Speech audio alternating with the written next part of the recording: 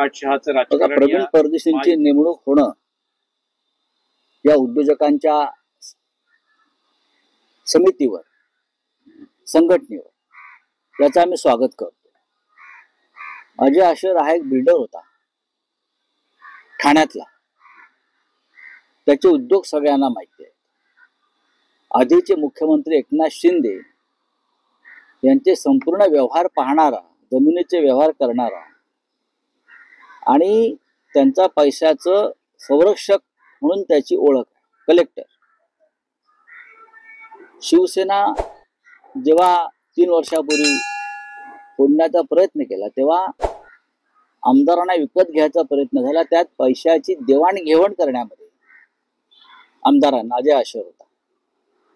अजय आशर, सुरतचे खासदार, भाजपचे इतर काही ठेकेदार मुंबईतले, या सगळ्यांनी मिळून आमदारांना विकत घ्यायचा प्रयत्न केला. त्यात अजय आशर होते.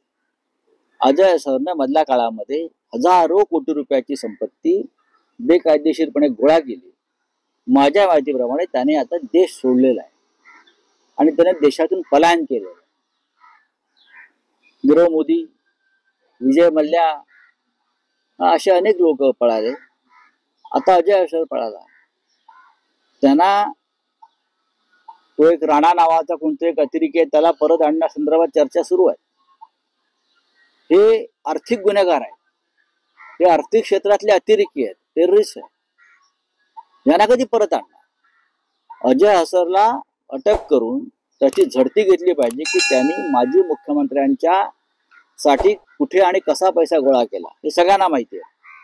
किमान 10,000 कोटी घेऊन हे महाशय परदेशामध्ये स्थायिक व्हायला गेलेले आहेत आणि त्याच्याकडे या सध्याच्या सरकारमधल्या अनेकांचे पैसे गुंतवलेले आहेत.